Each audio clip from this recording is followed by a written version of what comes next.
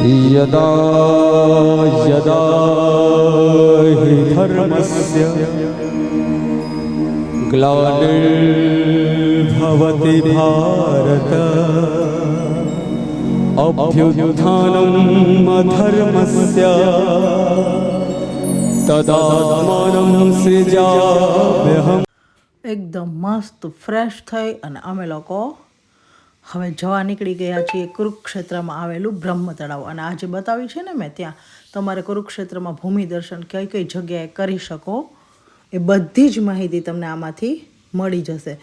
હું, મમ્મી અને લાલુ બ્રહ્મ સરોવરના દર્શન કરવા માટે આવી ગયા છીએ. લેહ લદ્દાખ, મનાલી ત્યાં તો મસ્ત એકદમ ઠંડુ વાતાવરણ હતું, પણ અચાનક જ ઠંડીમાંથી અમે લોકો હવે એકદમ ગરમ વાતાવરણમાં આવી ગયા છીએ. એટલી બધી ગરમી છે અને આ બ્રહ્મ તળાવ છે ખૂબ જ મોટું છે. ચાલી ચાલીને ખૂબ જ થાકી ગયા છીએ અમે. બ્રહ્મ તળાવ એ ભારતના હરિયાણા રાજ્યમાં કુરુક્ષેત્રમાં માનવ સર્જિત ટાંકી છે. તે 3600 ફૂટ લાંબુ, 1500 ફૂટ પહોળું અને 45 ફૂટ ઊંડું છે. હિન્દુ ધર્મ આંતરિક અને બાહ્ય શુદ્ધતા માટે સ્નાન કરવા પર ભાર મૂકે છે. મોટા ભાગના ધાર્મિક સ્થળોએ હિન્દુ મંદિર અને શીખ ગુરુદ્વારામાં અથવા તેની નજીક પાણીના કુંડ અથવા સરોवर હોય છે. इतिहास की कहानियों के अनुसार ब्रह्मा ने हितेश की मदद से एक विशाल यज्ञ के बाद कुरुक्षेत्र की भूमि से ब्रह्मांड का निर्माण किया. माना जाता है कि यहाँ का ब्रह्म सरोवर सभ्यता का उद्गम स्थल है.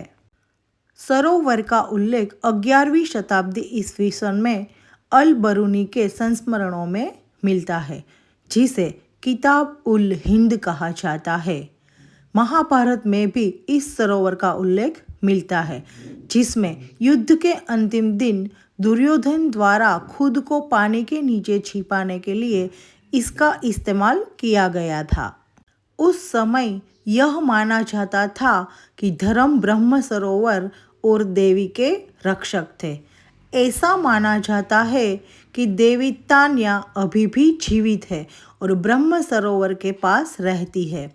ऐसा माना जाता है कि अगर कोई देवी के लिए लाल चूड़िया लाता है तो वह उनकी इच्छाएं पूरी करती है. शिव को समर्पित एक पवित्र मंदिर सरोवर के भीतर स्थित है, जहाँ एक छोटे से पुल से पहुँचा जा सकता है. शास्त्रों के अनुसार इस सरोवर में स्नान करने से अश्वमेध यज्ञ करने की पवित्रता बढ़ जाती है.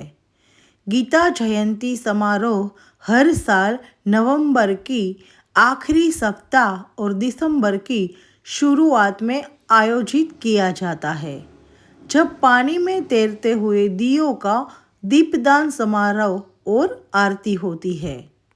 यह वह समय भी होता है जब दूर दूर से प्रवासी पक्षी सरोवर पर आते हैं. बिडला गीता मंदिर और बाबा नाथ की हवेली और मंदिर यहाँ का आकर्षण केंद्र है. सूर्य ग्रहण के दौरान तालाबों में खास तौर पर भीड़ होती है, क्योंकि ऐसा माना जाता है कि सूर्य ग्रहण के दौरान वहाँ स्नान करने से पापों से मुक्ति मिलती है.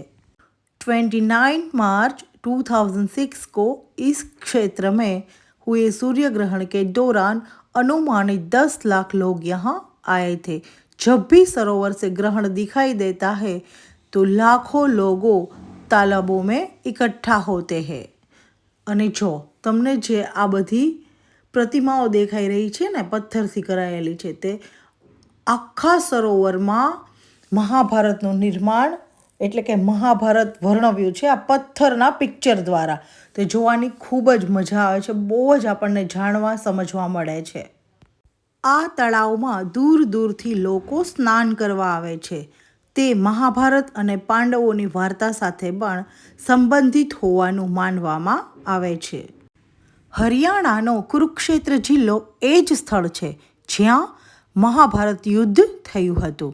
તેથી તે એક ઐતિહાસિક શહેર અને તીર્થ સ્થળ પણ છે.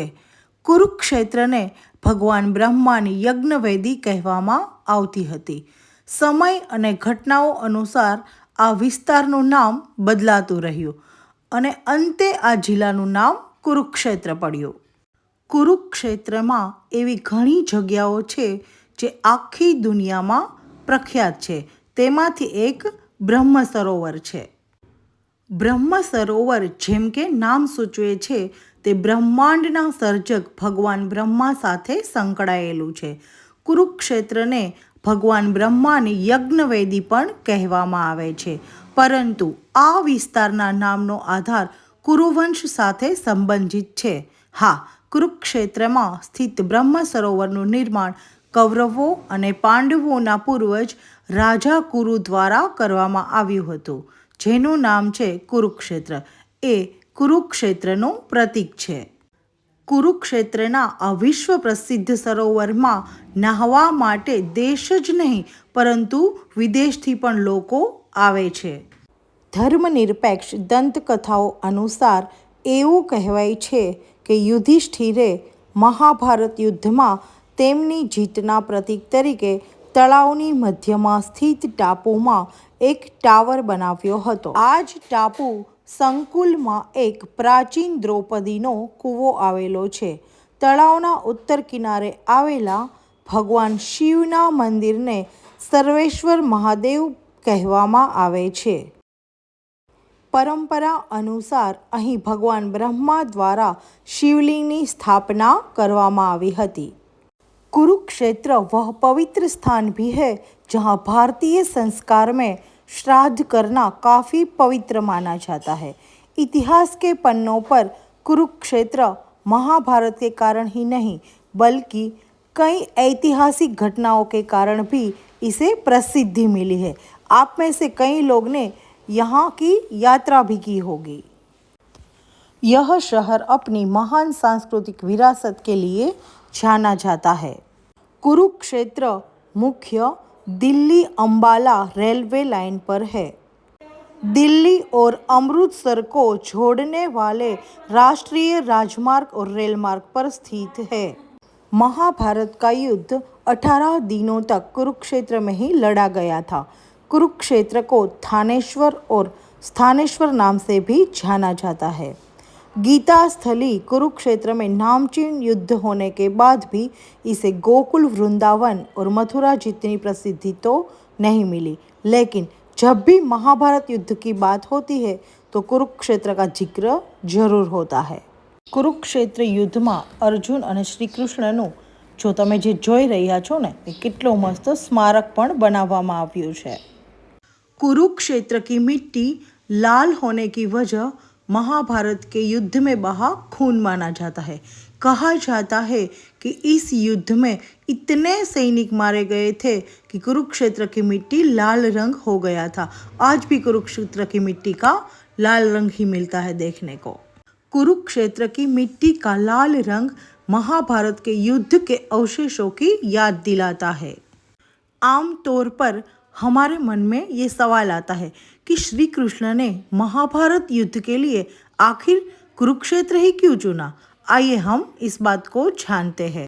महाभारत से जुड़ी एक पौराणिक कहानी के अनुसार जब पांडवों और कौरवों के बीच युद्ध की घोषणा हुई तो भगवान श्री कृष्ण ने अपने कई दूतों को कई जगहों पर भेजा और महाभारत के युद्ध के लिए कोई भूमि ढूंढने के लिए कहा. श्री कृष्ण जानते थे कि महाभारत का युद्ध बहुत ही भीषण और रक्त रंजित होने वाला है, इसलिए उन्हें ऐसी भूमि की तलाश थी जो युद्ध की क्रूरता को सह सके. ऐसे में कई दूतों ने श्री कृष्ण को कई जगहों के बारे में बताया, लेकिन उनमें से एक दूत जब श्री कृष्ण के पास आया तो वे बहुत उदास और अत्यंत पीड़ा में था. जब श्री कृष्ण ने दूत को इतनी दयनीय अवस्था में देखा तो उन्होंने दूत से इसका कारण पूछा. दूत ने कुरुक्षेत्र में घटी एक घटना बताई जिसके अनुसार दो भाइयों के बीच खेत में मेड़ बनाने को लेकर झगड़ा था. दोनों ने एक खेत में बंटवारा किया हुआ था. सिंचाई का पानी ज़्यादा न पहुँचे इसलिए दोनों ने बीच में मेड़ बनाई हुई थी. एक दिन यह मेड़ टूट गई, जिससे दोनों भाइयों के बीच लड़ाई हो गई। धीरे धीरे यह लड़ाई इतनी ज़्यादा बढ़ गई कि दोनों भाइयों के बीच हाथापाई होने लगी। मारपीट इतनी रक्त-रंजित युद्ध में बदल गई कि बड़े भाई ने छोटे भाई की हत्या कर दी और उसके शव को घसीटकर मेड़ बनाने की जगह पर रखकर उससे ही सिंचाई का पानी रोक दिया। जब श्री कृष्ण ने दूत की बात सुनी तो उसको बहुत ही पीड़ा हुई। भाइयों के बीच इतनी क्रूरता की बात सुनकर माधव रोने लगे, लेकिन उन्होंने समय को देखते हुए दिल को मजबूत कर कहा कि जिस भूमि पर भाई भाई के बीच इतना द्वेष है, वहाँ स्थान युद्ध के लिए सही है, क्योंकि यहाँ की भूमि में इतनी कठोरता है कि चाहकर भी किसी का मन द्रवित नहीं हो सकता। श्री कृष्ण को इस बात की शंका थी कि कहीं पांडव कौरवों के दबाव में आकर कोई संधि न कर ले, इसलिए महाभारत का युद्ध अनिवार्य बन गया था, क्योंकि इस युद्ध से बहुत बड़ा बदलाव जुड़ा था। इस कारण श्री कृष्ण ने कुरुक्षेत्र की भूमि को युद्ध के लिए चुना। હવે અમે ફરવા માટે નરકાતારી જઈએ છીએ। ટીકડી થાકી ગઈ, ઇલેક્ટ્રિક रिक्शा बैठी। कुरुक्षेत्र में थानेसर से ज्योतिसर के रास्ते में 5 किलोमीटर की दूरी पर नरकातारी तीर्थ क्षेत्र स्थित है। महाभारत के युद्ध में इस स्थल काफ़ी महत्वपूर्ण है। इस संबंध महाभारत के सबसे बलशाली और विद्वान पात्र भीष्म पितामह से है। यहाँ तीर्थ क्षेत्र परिसर में कई मंदिर बने हुए हैं। वर्तमान में नरकातारी तीर्थ में आप बाण गंगा देख सकते हैं, जो एक कुएं के समान है। यहाँ भीष्म पितामह की माता गंगा जी की मूर्ति, बाणशैया पर लेटे भीष्म पितामह की विशाल मूर्ति, पांचों पांडव और द्रौपदी की मूर्तियाँ स्थापित है। परिसर में 26 फीट ऊपर हनुमान जी की विशाल मूर्ति है। यह मूर्ति काफ़ी दूर से ही हमको दिखाई देती है। महानदी सरस्वती के तट पर स्थित यह तीर्थ पुराणों में अनरक तीर्थ के नाम से प्रसिद्ध है। इसी तीर्थ का उल्लेख महाभारत एवं वामन पुराण दोनों में हमें मिलता है। कहा जाता है कि इस तीर्थ के पूर्व में ब्रह्मा, दक्षिण में शिव, पश्चिम में रुद्रपत्नी एवं उत्तर में भगवान विष्णु का वास है। लौकिक आख्यान इस तीर्थ का संबंध भीष्म पितामह से जोड़ते हैं। कहा जाता है कि कौरवों की ओर से 10 दिन तक महाभारत युद्ध लड़ने के पश्चात अर्जुन के बाणों से घायल होकर इसी स्थल पर भीष्म पितामह बाणों की शरशैया पर लेटे रहे तथा सूर्य के उत्तरी गोलार्ध में आने के पश्चात ही उन्होंने अपने प्राण त्यागे। यहाँ पर बने कुंड को भीष्म कुंड कहा जाता है। तेरी मंद मंद मुस्कानियाँ पे, तेरी मंद मंद मुस्कानियाँ पे बलिहार राघव जी, बलिहार। स्वीट लागे छे, बहु क्यूट लागे छे, मारो वालो एकदम कृष्ण लागे। કહેવાય છે કે આ જગ્યા પર અર્જુને બાણ મારી અને ગંગા નીકાળી હતી અને ભીષ્મ પિતામહની પ્યાસ બુઝાવી હતી। જ્યારે મહાદેવ શિવજીના પત્ની સતી પોતાના પિતા રાજા દક્ષના યજ્ઞમાં પોતાના પતિનું અપમાન સહન ન કરી શક્યા, ત્યારે તેઓ તે જ યજ્ઞમાં કૂદીને ભસ્મ થઈ ગયા। જ્યારે ભગવાન શિવને આ વાતની જાણ થઈ ત્યારે તેમણે પોતાના ગણ વીરભદ્રને મોકલી યજ્ઞ સ્થળનો નાશ કર્યો અને રાજા દક્ષનું માથું કાપી નાખ્યું। બીજી બાજુ ભગવાન શિવ પોતાની પત્ની સતીના બળી ગયેલા શરીરને લઈ વિલાપ કરતા સર્વત્ર ફરતા હતા। જ્યાં પણ માતાના શરીરના અંગો અને ઘરેણા પડ્યા ત્યાં ત્યાં શક્તિપીઠ બની। હરિયાણાના કુરુક્ષેત્રમાં માતાની એડી ગલ્ફ પડી હતી। તેની શક્તિ સાવિત્રી છે અને ભૈરવ સ્થાનું છે। દેવી કુપ ભદ્રકાલી મંદિર સાવિત્રી પીઠ, કાલિકા પીઠ તરીકે ઓળખાય છે અથવા આદિપીઠ પણ કહેવાય છે। કુરુક્ષેત્રમાં મહાભારત યુદ્ધ પહેલાં અર્જુને શ્રી કૃષ્ણના કહેવાથી અહીં માતાની પૂજા કરી હતી. આ પીઠમાં ભદ્રકાળી બિરાજમાન છે અને દક્ષિણાભિમુખ હનુમાન, ગણેશ અને ભૈરવગણના રૂપમાં પણ બિરાજમાન છે. અહીં સ્થાનું શિવનું એક અદ્ભુત શિવલિંગ પણ છે, જેમાં કુદરતી રીતે કપાળ, તિલક અને સાપ ચિહ્નિત થયેલ છે. આ શક્તિપીઠ હરિયાણામાં કુરુક્ષેત્ર જંકશન અને થાનેશ્વર રેલવે સ્ટેશનની બંને બાજુથી 4 કિલોમીટર દૂર છે. અહીંથી આપણે એ શક્તિપીઠ જઈ શકીએ છીએ અને ત્યાં આવી રીતે ખૂબ જ સરસ આઈ લવ કુરુક્ષેત્ર લખેલું છે. મારી ઈચ્છા તો એવી છે કે કદાચ જેટલી વિદ્યાપીઠ છે ને એ બધાના દર્શન મારે કરવા છે. હવે જોઈએ ભગવાનની જેવી ઈચ્છા.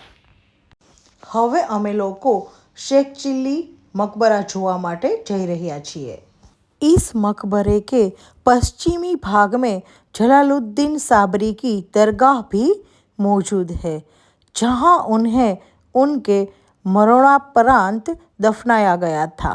आज यह टीला पर्यटकों के लिए एक ऐतिहासिक इमारत है, जिसकी बनावट और सुंदरता देखने के लिए लोग दूर दूर से कुरुक्षेत्र आते हैं.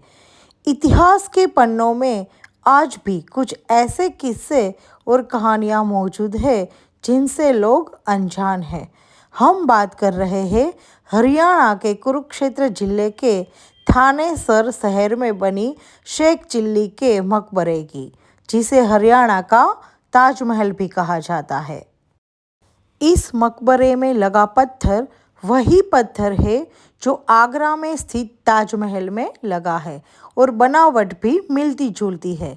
यही कारण है कि देश के प्रमुख राष्ट्रीय स्मारकों में शुमार इस मकबरे को हरियाणा का ताजमहल कहा जाता है. राजधानी दिल्ली से अमृतसर के बीच इसके अलावा कोई भी ऐसा स्मारक नहीं है जिसमें शाहजहां के समकालीन संगमरमर का प्रयोग किया गया हो. प्रसिद्ध सूफी संत शेख चिल्ली की याद में दारा शिकोह ने लगभग 1650 ईस्वी सन में इसे बनवाया था. यह मकबरा दारा शिकोह के पठन पाठन और आध्यात्मिक ज्ञान का भौतिक प्रतीक था. मकबरे की स्थापत्य कला बेजोड़ है, जो हर्ष के टिल्ले के नाम से विख्यात प्राचीन टिल्ले के पूर्वी किनारे पर स्थित है. इतिहासकारों का मानना है कि जब शेख चिल्ली ईरान से भारत घूमने आया, तब उसे पता चला कि कुरुक्षेत्र में जलालुद्दीन साहब साबरी, जो कि जाने माने विद्वान हैं, वो यहाँ पर रहते हैं. तब उसने उनसे मिलने की ठानी और जब वो उनसे मिलने यहाँ आए तो इसी भूमि को ठहर गए. उसकी मौत के बाद उसके शिष्य ने इस मकबरे को बनवाया. समय के साथ साथ इस टिल्ले की बनावट अपनी पहचान खोने लगी, लेकिन जब इसे पुरातत्विक विभाग के अंतर्गत लिया गया तो इसे फिर से पुनर्जीवित किया गया. शेख चिल्ली एक महान सूफी संत एवं विद्वान और दार्शनिक थे. उनका असल नाम अब्द उर रहीम, अलैस अब्द उई करीम और अलैस अब्द उर रज्जाक था. विज्ञान और उदारता के लिए जाने जाते थे. मुगल बादशाह शाहजहां के बेटे दारा शिकोह उनके बड़े प्रशंसक थे और उन्हें अपना आध्यात्मिक गुरु मानते थे. शेख चिल्ली अपने समय के बड़े सूफी संतों में से एक थे. वे मुगल बादशाह और औरंगजेब के बड़े भाई दारा शिकोह के आध्यात्मिक गुरु भी थे. वे अपनी बातों को साफ गोई और हास्य के साथ कहते थे, जिससे लोग हंसते सुनते थे. उनका मकबरा बहुत ही अच्छा है. यह मकबरा मुगल वास्तुकला का बखूबी बखान करता है. मुख्य इमारत ताजमहल की तरह संगमरमर से बनी है और ऊपर एक गुंबद भी है. इस मकबरे के ठीक बगल में संत की पत्नी की कब्र भी है.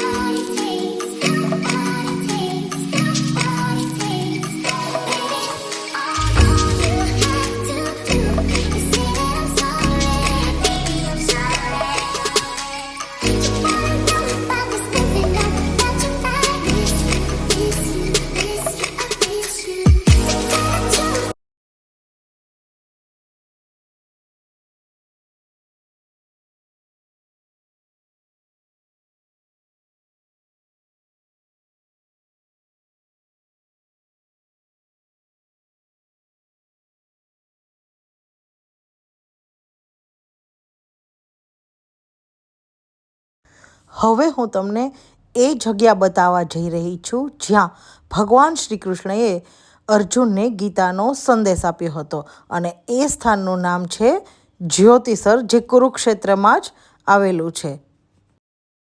परिवर्तन संसार का नियम है. जैसे तुम मृत्यु समझते हो, यही तो जीवन है. एक क्षण में तुम करोड़ों के स्वामी बन जाते हो और दूसरे ही क्षण में तुम दरिद्र बन जाते हो.